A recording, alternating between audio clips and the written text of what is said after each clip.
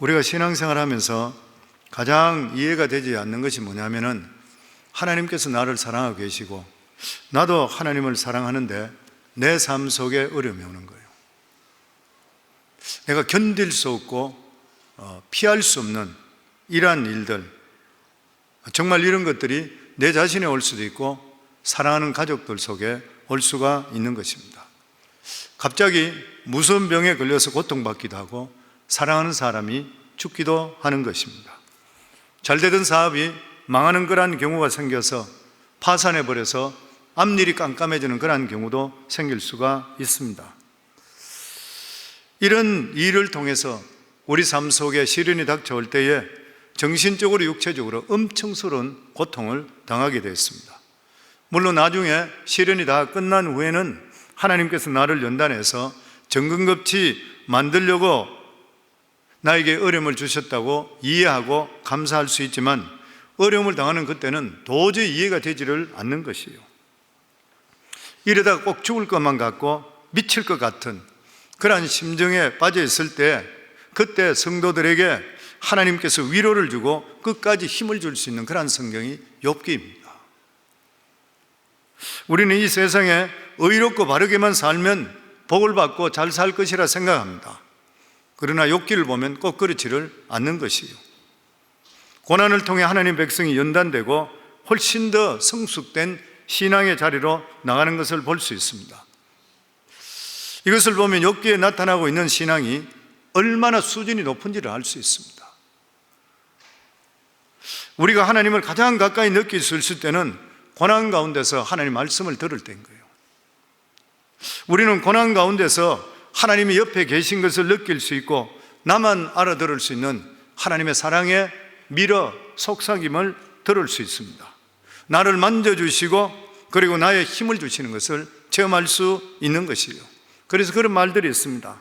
어떤 의미에서 편안한 신앙생활 몇십 년보다 고난의 1, 2년이 하나님의 은혜를 훨씬 더 체험할 수 있다.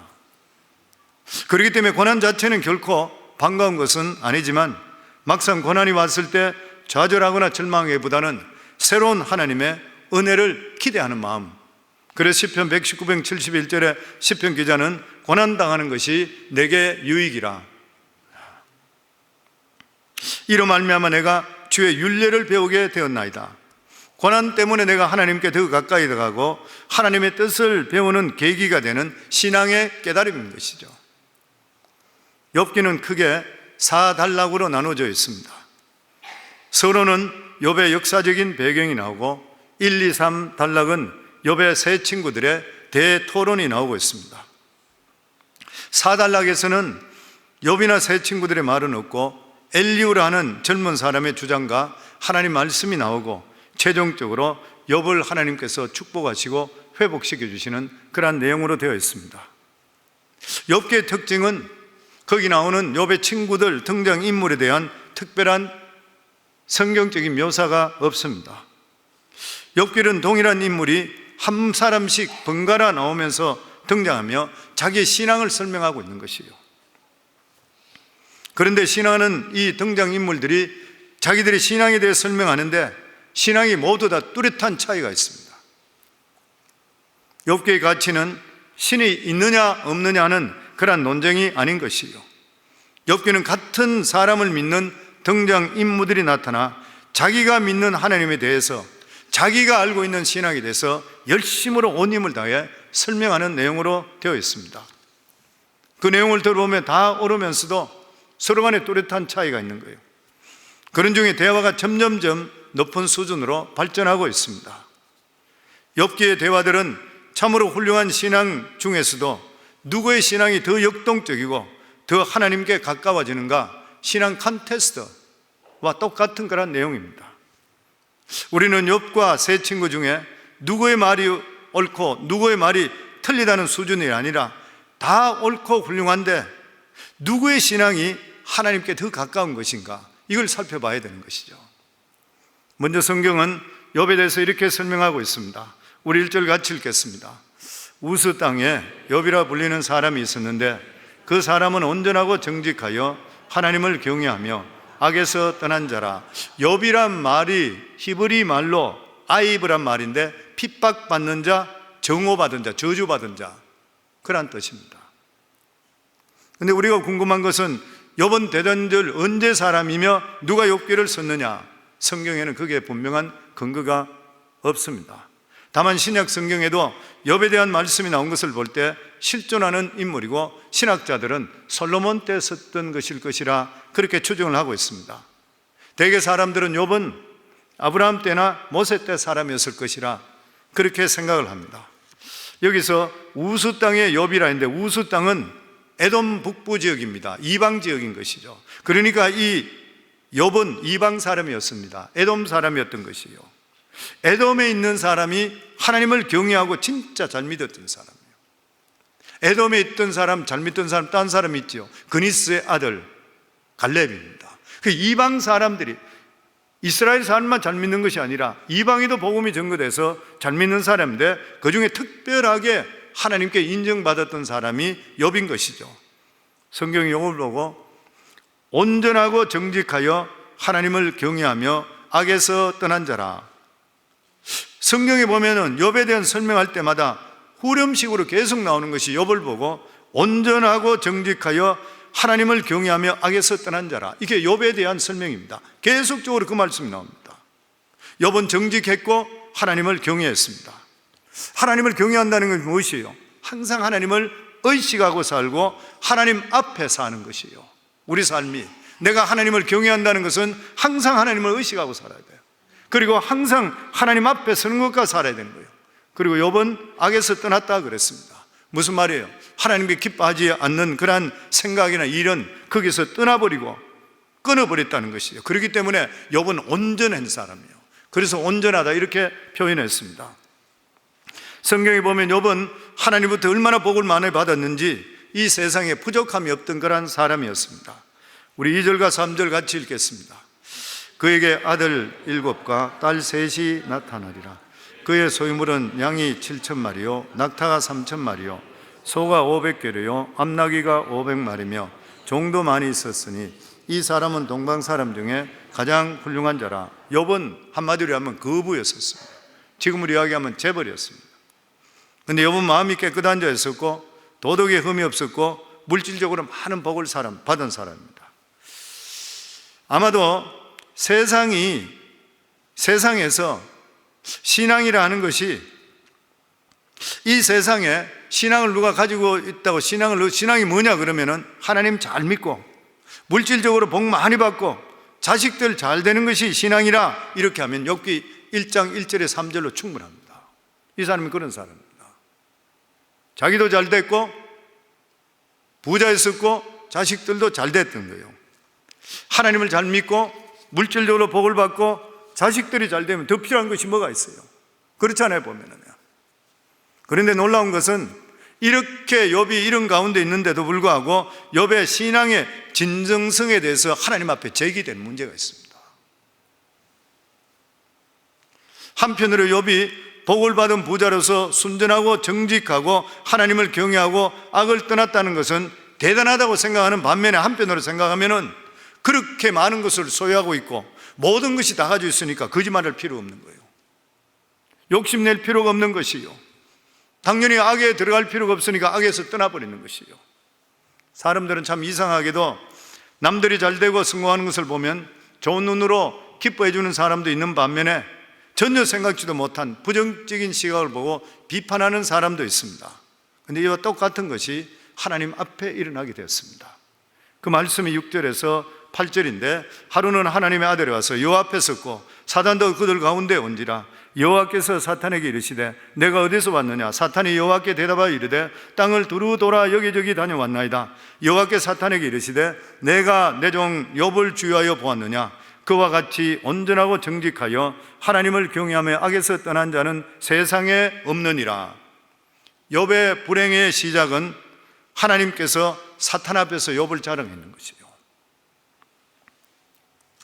너무나 좋아서 칭찬해 버렸습니다. 만날 하나님께서 사탄 앞에서 욥의 믿음을 칭찬하지 않았더라면 어쩌면 이런 참소하지 않았을지도 모르는 것이에요. 그러나 하나님께서는 사탄에게 욥을 칭찬하면서 네 생각은 어떠냐? 견해를 물었던 것이에요. 여기서 우리가 알아야 될 것은 사탄의 직책이 무엇이냐는 거예요. 여기 보면 사탄이 하는 말이 자기는 두루 다니면서 여기저기 다녀왔다. 그래서 그런 말을 합니다. 학자들은 사탄의 직책은 요즘으로 이야기하면은 고발하는 자라, 형사든지 검사 같은 사람이다.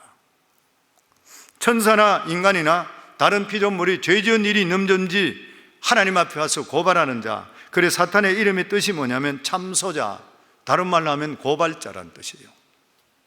남을 잘 참소하는 사람은 사탄이라는 거예요.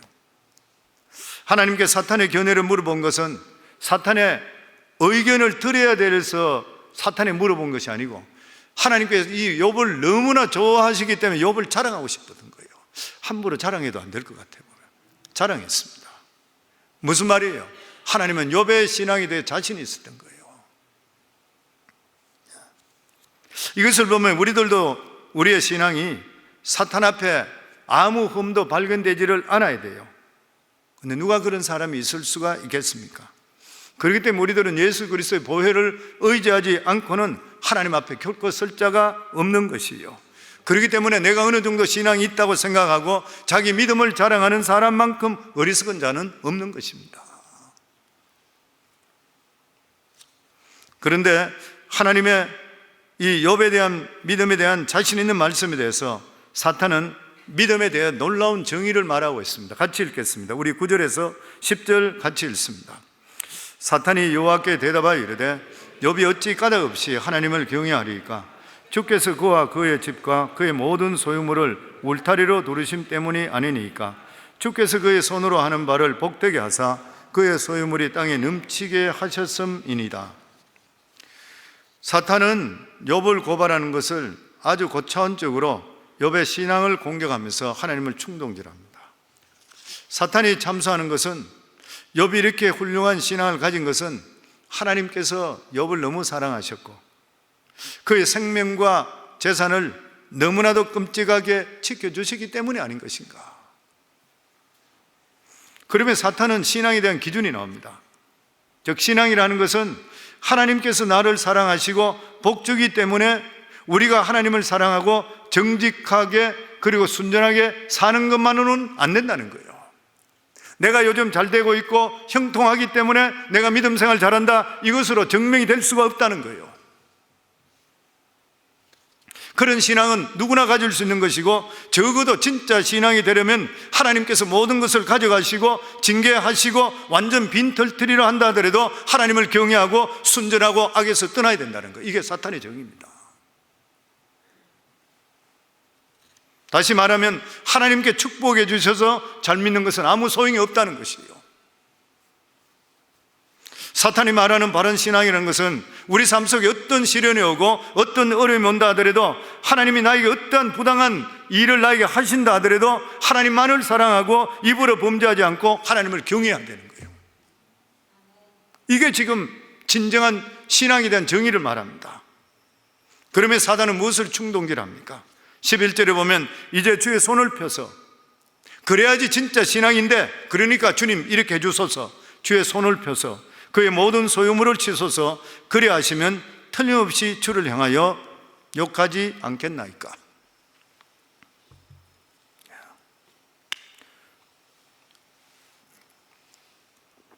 복을 주셨기 때문에 하나님을 사랑하고 하나님을 지금까지 경외했으니까 소유물을 한번 쳐보세요. 그러면 반드시 이 사람이 주님을 욕할 것입니다. 우리가 여기서 보면서 알 수 있는 것이 뭐냐면은 사탄이 가지고 있는 신앙의 정의가 우리가 생각하는 것보다 훨씬 높은 거예요. 우리가 결국 하나님을 믿고 사랑하고 죄를 버리는 것은 하나님께서 우리를 먼저 사랑했기 때문인 것이에요. 그런데 사탄은 그게 신앙이 아니래요. 적어도 바른 신앙이 되려면 하나님께서 주신 그 모든 것을 가지고 가고 나를 가장 비참하게 만들더라도 하나님을 사랑하는 것이 진짜 신앙이래요. 이게 바로 사탄이 이야기하는 신앙의 정의입니다. 그러니까 사탄이 가진 신앙에 의하면 우리는 어쩌면 모두가 엉터리 신앙인이 될 수가 있는 거예요. 여기서 하나님의 고민이 나옵니다. 물론 하나님은 일단 사탄의 기준이 옳다고 여기지는 않지만 일리는 있다 생각하시는 거예요. 그리고 욥의 신앙은 사탄의 이러한 모든 기준도 능히 통과할 것이라 믿었습니다. 그러나 하나님께서는 욥이 더 높은 신앙의 시험을 받기 위해서 고통을 받아야 되니까 하나님께서는 마음이 굉장히 아프셨던 것이에요. 다시 말하면 하나님의 고민은 욥의 신앙이 세상에 순전하고 정직하고 하나님을 경외하고 악에서 떠난 신앙으로 만족할 것인가, 아니면 한 번 불같은 시험을 통과해서 누구도 감히 넘볼 수 없는 그러한 신앙의 자리에 올라갈 것인가. 결국 하나님께서는 사탄에게 시험하도록 버리십니다. 12절 말씀에 보면 여호와께 사탄에게 이르시되 내가 그의 소유물을 다 내 손에 맡기노라. 다만 그의 몸에는 내 손을 대지 말지니라. 사탄이 곧 여호와 앞에서 물러가니라. 하나님께서는 욥이 최고로 어려운 시험을 통과할 수 있도록 사탄에게 허락하셨습니다. 이제 욥은 하나님 앞에서 바른 신앙이 무엇인지, 가장 경건한 것이 무엇인지 훈련받게 되는 것이요. 그러나 하나님께서 사탄에게 두 가지는 손대지 못하게 했습니다. 하나는 목숨이요, 하나는 신체였습니다. 그리고 나머지는 사탄에게 알아서 하라는 것이요. 우리들도 살다 보면 하나님께 연단받을 때에 죽지 않을 정도로 연단받을 때가 있습니다. 지금 똑같은 그런 경우인 것이요. 그러면서 이러한 연단 속에 우리 속에 있는 교만, 거짓, 위선, 이런 것들이 짜져 없어지는 것이요, 바닥으로 떨어지는 것입니다. 신앙이라는 것이 무엇이에요? 단순히 하나님께서 복을 주셔서 하나님을 사랑하는 것이 아니라는 거예요. 신앙은 아무 것이 없더라도, 나에게 어려움이 있다 한다 하더라도, 부당한 취급을 받는다 하더라도 하나님을 사랑하는 것이요, 이것을 이겨내지 못하면 하나님의 상급이 없습니다. 이것을 이기는 길이 어떻게 있는 것이요? 하나님을 체험해야 됩니다. 하나님을 경험하셔야 돼요. 살아계신 하나님을 경험하셔야 되고, 내가 하나님께 받았던 이 구원이 절대로 흔들리지 않아야지 내가 이 세상에 살다가 죽어도 좋고 나는 천국 간다는 확신이 있지 않고는 견디지 못합니다. 여기에 대한 것이, 우리들은 조금만 억울한 일을 당하면 화를 내서 견디지를 못하는 거예요. 그리고 입으로 원망불평하는 것이요. 그럴 때 누가 가장 쾌재를 줘요? 사탄이 쾌재를 부릅니다. 오늘도 한 명 실패시켰다. 우리가 그럴 때 얼마나 많아요, 보면은. 오늘 우리가 다시 한번 누구를 대상으로 믿어야 하며 무엇을 믿어야 되는지 생각해야 되는 것이에요. 물질이 대상인 것입니까? 아니면 사람인 것입니까? 사탄인 것입니까? 아니면 하나님인 것입니까? 그러면서 계속적으로 나옵니다. 13절에 14절에 보면 하루는 욥의 자녀들이 그의 맏아들의 집에서 음식을 먹으며 포도주를 마실 때 사반이 욥에게 와서 아뢰되 소는 밭을 갈고 나귀는 그 곁에 풀을 먹는데, 욥의 가정은 지극히 평화로운 상태입니다. 형제들 사이에 갈등이나 미움도 없었습니다. 관계 나쁜 것도 전혀 없었습니다. 욥은 그 자녀들 중에 맏형집에서 전부 모여 식사를 하고 있었던 거예요. 여기 보면 식물을 서로 먹으면서 포도주를 마셨다, 평화로운 장면입니다. 그런데 갑자기 종들이 하나씩 욥에게 달려와서 기가 막힌 재난의 소식을 전합니다. 먼저 15절에 보면 서바 사람이 갑자기 이르러 그것을 빼앗고 칼로 종들을 죽였나이다. 나만 홀로 피하였으므로 주인께 아래로 왔나이다. 서바 사람이 갑자기 나타나 종들을 죽이고 소와 나귀를 빼앗아 갔다는, 서바 사람은 아마 아라비아 이 도둑대일 것이라 그렇게 이야기합니다. 옛날에 아무리 잘 살아도 돈을 가지고도 불안했을 때 그래요. 그 이유가 뭐냐면 도둑죄들이 언제 닥칠지를 모르는 것이고, 권력을 가졌다 하더라도 언제 역적이 될지를 몰라서 항상 불안했다는 것이에요. 마치 요즘으로 이야기하면은 이러한 여러 가지 걱정이나 이러한 일을 당하지 않고 사는 것이 그 당시에는 기적이라 이렇게 믿었답니다. 지금으로 말하면 암에 걸리지 않고 큰 교통사고 나지 않고 큰 문제 없이 살아가는 것, 이 기적인 것이죠. 사실적으로 우리들도 보면은 욥은 한순간에 도둑대에 의해서 상당한 재산의 피해를 받습니다. 그런데 고난이 그게 끝이 아니었습니다. 16절에 보면 그가 아직 말하고 있는 동안에 또 한 사람이 와서 아뢰되 하나님의 불이 하늘에서 떨어져서 양과 종들을 살라버렸나이다.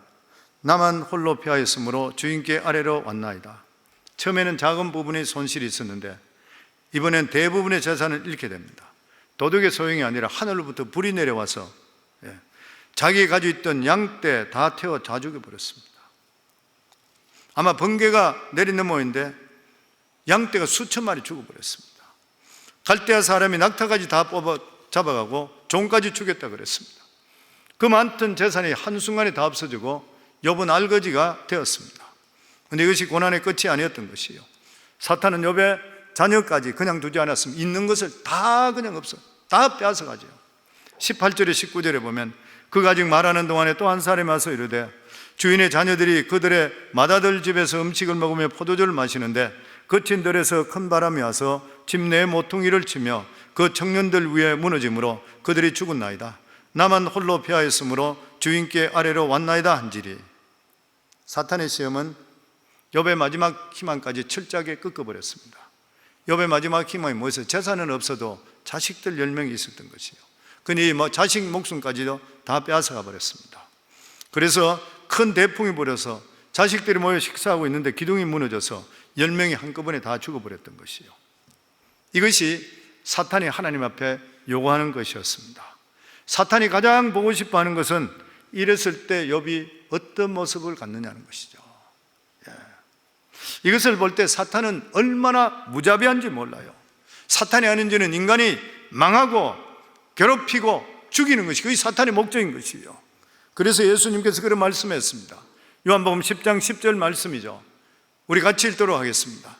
도적이 오는 것은 도적질하고 죽이고 멸망시키는 것뿐이요, 내가 온 것은 양으로 생명을 얻게 하고 더 풍성히 얻게 하려는 것이라. 아멘. 진짜 할렐루야잖아요. 사탄은 우리를 죽입니다. 멸망합니다. 주님이 이 세상에 오신 것은 우리들에게 양으로 생명을 얻고 더 풍성히 얻게 하려 하심이라. 사단은 도둑인 것이죠. 우리 인간이 살아가는 삶에 행복을 빼앗는 것이고 우리에게 건강을 빼앗아서 병을 주는 것이고, 그러니까 도둑놈인 것이고, 그리고 악한 마귀 있어요. 그래서 병이 걸렸을 때도 병마라 그러잖아요. 거의 사탄이 틈타게 되는 것 같으면 재산도 날아가고 다 날아가는 것이에요, 보면.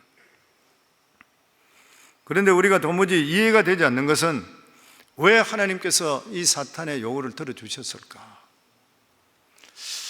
하나님께서는 우리 인간의 연약함을 다 알고 계십니다. 우리 다 알고 계시죠. 얼마나 약하고 얼마나 넘어지기 쉬운지 아는 것이에요. 그런데 왜 무지막지한 이러한 사탄의 손에 넘겨서 비참하게 망하게 내버려 두는 것인가? 이해할 수가 없는 것이죠. 그래서 우리가 어려운 환난이나 시험이 들었을 때에 우리 머리로서 이해하려고 하다 보는 것 같으면 미칠 수 있습니다. 정신을 못 차릴 수 있습니다. 왜 하필이면 나에게 이런 일이 났습니까? 생각이 시작하면은 생각이 꼬리를 물어서 미치게 돼요, 사람이. 해결점이 없습니다. 왜냐하면 시간이 지나야지 이해되지 그때는 절대로 이해될 수 없습니다. 우리가 생각하는 것은 오직 그밖에 없어요. 나에게 환난이 닥쳤지만 내 환난을 내가 이겨나가야 된다. 왜냐하면 내가 신뢰하는 하나님은 이 모든 일을 통해 반드시 합력의 선을 이루어 주실 것이라. 이거 붙들어야 되는 것이에요. 아니고는 해결점이 없습니다. 아무리 기도하는데도 불구하고 응답이 없어요. 해결점이 보이지 않아요. 미치는 거예요, 그냥. 그럴 때 우리는 담대하게 내가 하나님이 살아계신 걸 알고 있으니까 내 환난에 나는 져지 않을 것이라. 나는 반드시 환난을 이길 것이라. 나는 정금같이 가다듬어 나올 것이라. 이렇게 생각하면 환난에 이길 수가 있는 것입니다. 욥이 닥친 환난을 통해서 인간이 얼마나 약하고 우리 행복이 위태로운지를 알 수 있게 되는 것이에요. 이 세상에 아무리 돈을 많이 벌고 잘 산다 하더라도 하나님 입김으로 한번 불어버리면 다 날아가 버리는 것이에요. 다 날아갑니다. 한순간에 날아갑니다. 그래서 우리는 왜 행복을 잡으려는 것이 아니라 하나님을 붙잡아야 되는 것이고 하나님 말씀을 붙들어야 되는지를 알게 되는 것이에요. 이 세상의 행복은 실체가 아닌 것이 성경이 계속 말씀하잖아요. 그림자라는 거예요. 실체가 아니라 그럽니다. 진정한 실체는 하나님 자신이고 하나님 말씀인 줄을 믿습니다. 근데 오늘날 많은 사람들이 그림자가 실천되고 목숨 거는 거예요. 그게 돈에 목숨 걸고 명예에 목숨 걸고. 그러나 인간이 붙들려고 하는 행복은 그림자에 불과한 것입니다. 욥은 모든 것이 한순간에 날아가 버리고 말았습니다. 그럴 때 욥이 한 것이 무엇이요? 20절에 보면 욥이 일어나 겉옷을 찢고 머리털을 밀고 땅에 엎드려 예배하며. 다 날아가 버렸어요. 자식도 죽어버리고 재산 다 날아가 버렸습니다. 그런데 그때 욥이 일어나서 겉옷을 찢는다. 분노죠. 자기 옷을 다 찢어버렸습니다. 분노의 감정을 나타내는 것입니다. 머리털을 밀었다는 것, 자기가 죄인이라는 것을 고백하는 거죠. 욥은 환난을 통해 두 가지를 보는 것입니다. 욥은 자기가 사랑하는 모든 것이 한순간의 불행으로 다 없어졌다는 사실이에요. 너무 고통스럽습니다. 자기가 가지고 있던 자랑했던 소떼, 양떼, 낙타, 나귀, 종들 그리고 자식들까지 없어졌습니다. 너무 고통스러운 거예요. 그래서 자기 옷을 찢은 것이에요. 다른 하나는 보면은 하나님의 손길을 거기서 봅니다. 이건 사람이 하는 일이 아니라는 거예요. 절대로 사람이 할 수 없어요. 하나님이 하신 일은 완벽합니다.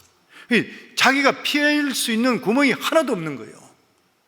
그러니까 자기 자신이 느끼는 것이 이것은 하나님이 하셨구나. 내가 피할 길이 없구나. 욥은 이것이 절대로 우연히 일어난 것이 아니라는 것이에요. 하나님이 하셨다는 걸 믿었습니다. 내가 모르는 하나님 뜻이 여기 있구나. 욥은 하나님 진노 앞에서 자신의 경건과 믿음이 얼마나 보잘것없다는 것을 알게 되는 것이에요. 자기가 가진 모든 것이 하나님께서 한 번 숨을 쉬어버리니까 다 날아가 버렸습니다. 욥은 지금까지 하나님에 대해 막연하게 생각하다가 하나님의 위대하심을 실제로 느끼는 거예요. 그래서 하나님의 위험 앞에서 머리를 깎아버리고 엎드립니다. 죄인이라고. 욥의 놀라운 것은 엄청난 불행 가운데서도 하나님의 존재를 느꼈다는 것이요, 오히려 하나님께 경배했습니다.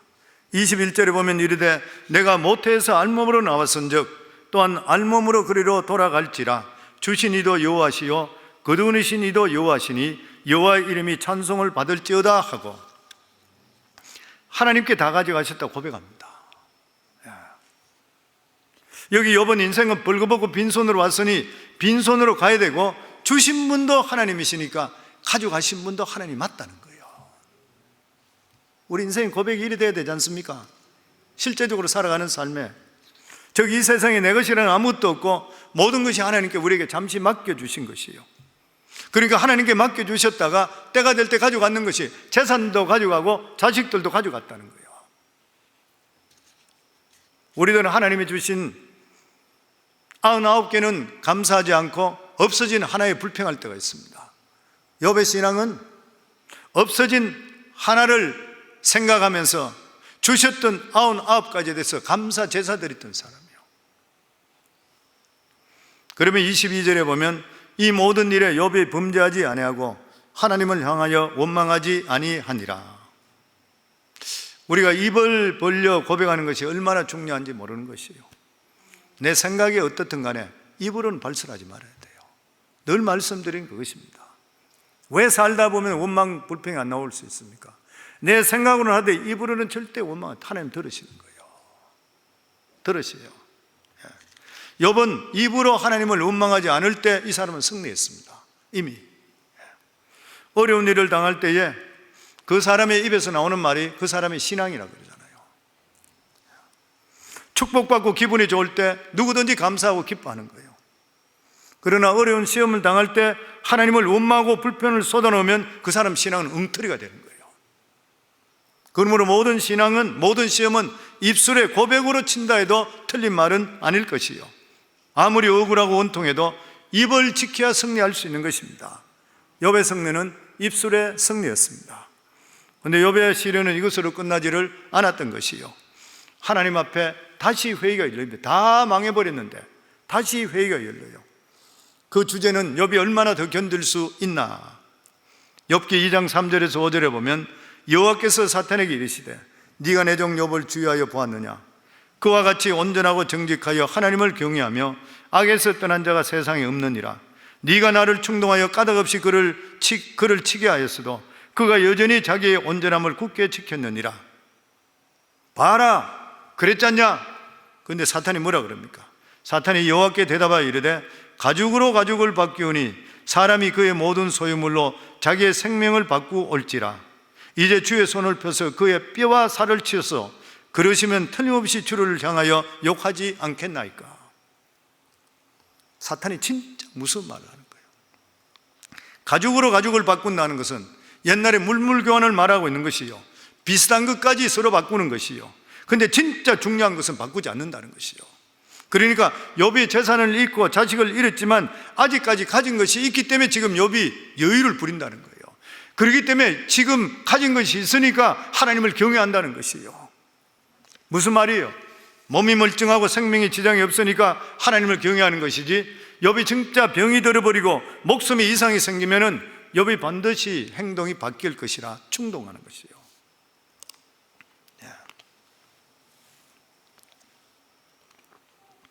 지금 사탄이 주장하는 것은 하나님에 대한 바른 신앙의 기준을 점점점 올리고 있습니다.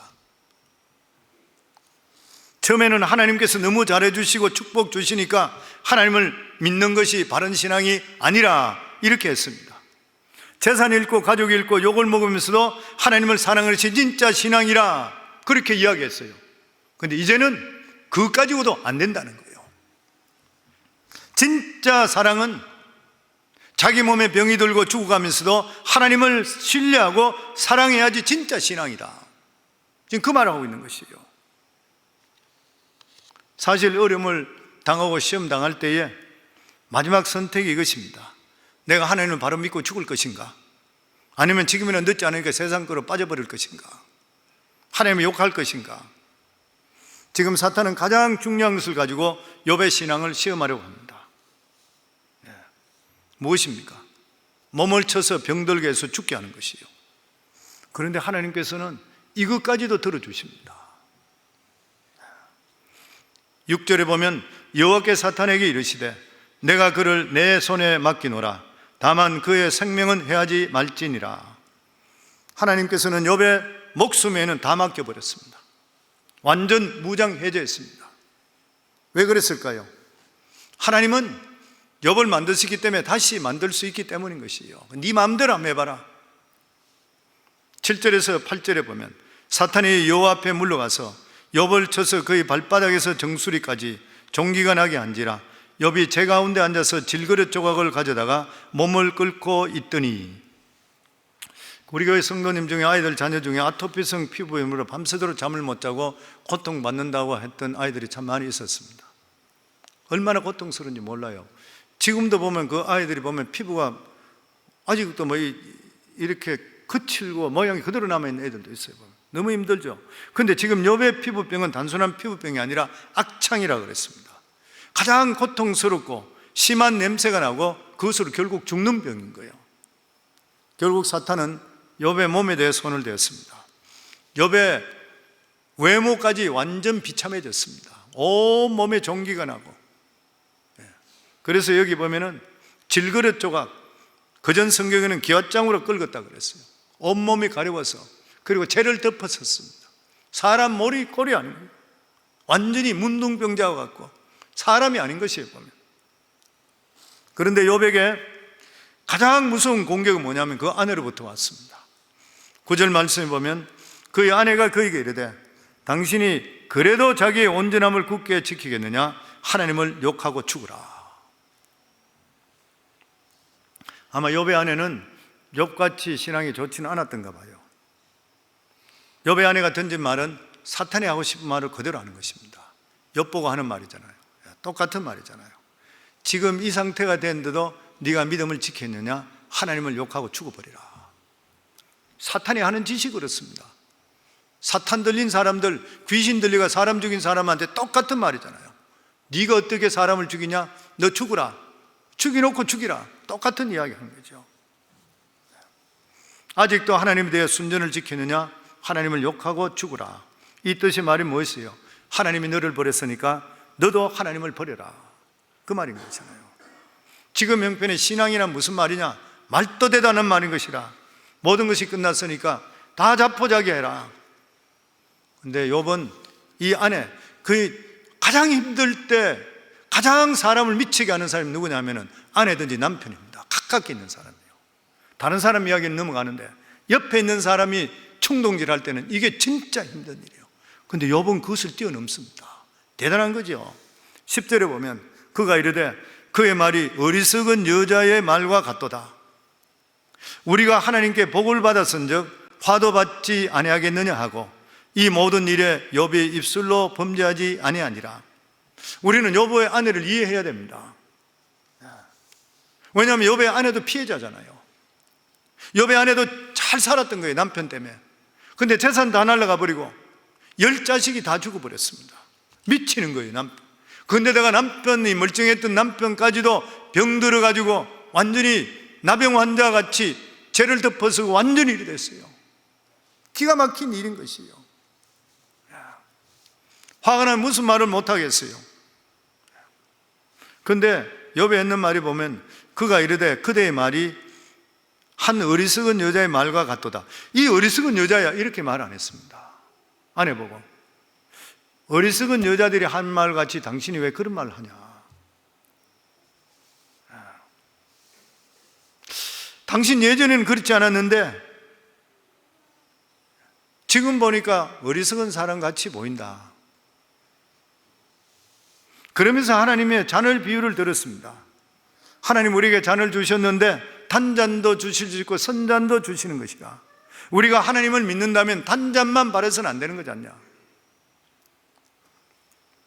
욥의 온전함이 무엇인 것이요? 이 시험에도 하나님의 뜻이 있고 자신은 하나님의 뜻을 끝까지 믿는다는 것이요. 그러니까 하나님은 우리가 행복할 때만 아니라 불행할 때이나 고통당할 때이나 어떤 가운데서도 찬송을 받으시고 영광을 받으시기에 합당하신 분이라는 거예요. 그래서 욥은 입술로 범죄하지 않았습니다. 지금 욥은 엄청난 파멸을 눈앞에 두고 있는 것이에요. 재산을 다 잃었죠. 자식들 다 잃었고 온몸은 악창이 나서 잠시도 견딜 수가 없는 형편입니다. 거기다가 아내는 자기를 저주까지 하고 죽어버리라까지 했습니다. 만약 우리가 지금 이와 같은 형편에 처해졌다면 도저히 견디지를 못할 것이요. 그럼에도 불구하고 우리들이 욥을 사랑한 것은 욥의 고통을 통해 그 고난 가운데서 우리 자신들을 보기 때문인 것입니다. 욥은 보면 너무나도 처참하지만 그래도 감사한 것은 이런 환난을 허락한 것은 이해가 되지 않는다 하더라도 이 모든 일 속에는 하나님의 손이 있다는 것을 믿었다는 거예요. 하나님의 손이 있다는 것은 얼마든지 회생하고 살 길이 생길 수 있다는 것입니다. 왜냐하면 사탄이 아무리 멸망시키고 죽게 한다 하더라도 하나님의 회복시키는 것은 한순간에 시킬 수 있기 때문인 것이고 예전보다 훨씬 더 아름다운 그릇으로 만들어 주실 수 있기 때문인 것이요. 그래서 우리는 어려운 일 당합니다. 요즘 우리 교회로 따지게 되면은 가버먼트 다니는 분들, 이런 분들이 뜻밖의 어려움 당하는 분도 있잖아요. 언제 들어올지 모르는, 언제 다시 복귀할지 모르는 그런 가운데도 있고, 몇십 년 동안 일하고 있었는데 어느 순간에 이래 돼버리고 기가 막힌 일들이 벌어지고 있어요. 생각하지 못한 일이 생깁니다. 그런데 성도는 반드시 우리가 기억해야 될 것이 무엇이냐면은 이러한 어려움이나 힘든 일들 속에서 살려고 몸부림칠 것이 아니라 입을 단속하고 잠잠히 하나님 바라보셔야 돼요. 그래서 지난번에 이야기했지만 어려움 당하는 분들은 기도 자리에 나오셔야 되는 거예요. 이 말씀을 통해 우리에게 몇 가지 교훈합니다. 그 가장 첫 번째가 뭐냐면 신앙이 아무리 깊어도 고난은 올 수 있다는 거예요. 신앙이 깊다고 해서 고난이 면제되는 건 절대 아니라는 거예요. 많은 사람들이 여기 착각해버려요. 우리가 신앙이 있으면 병도 안 걸릴 것 같고 모든 것이 다 좋아질 거 아니라는 거예요. 고난이 그 면제되는 거 아니라는 거예요. 물론 하나님께서 보호막을 쳐주고 지켜주시는데 하나님께서 하시고자 하는 뜻이 있을 때는 면제되지 않고 통과하도록 만들어 주십니다. 그리고 두 번째로 우리가 기억해야 될 것은 우리 삶 속에 어떤 시험이나 어려움이 있더라도 그 모든 것이 하나님 주권하에 있다는 것이에요. 그래서 우리는 고난 속에서도 하나님을 원망하는 것이 아니라 하나님을 끝까지 신뢰하는 것이 중요한 것이요. 하나님의 뜻을 이해하지 못하더라도 우리 삶은 하나님을 신뢰해야 돼요. 왜냐하면 우리가 하나님의 살아계신 것을 이미 경험했고, 그리고 내 이름이 생명록에 기록이 천국에 기록되어 있고, 내가 구원받은 것이 확실하다면 내 살아가는 모든 삶에 일어나는 일은 나는 모르지만 하나님의 선한 뜻이 반드시 있습니다. 직장 관계든지 사업적으로 어려운 거 하고 이런 여러 가지 있는 거, 내 생각하고 상관없이 일어나는 모든 일에는 반드시 하나님의 선한 뜻이 있다는 것을 믿으시고, 우리 성도의 입술로 원망이나 그리고 범죄하지 마시고 하나님을 끝까지 신뢰해서 욥의 신앙을 본받아서 하나님의 축복과 은혜 받을 수 있는 우리 모두 되기를 주 이름으로 축원합니다.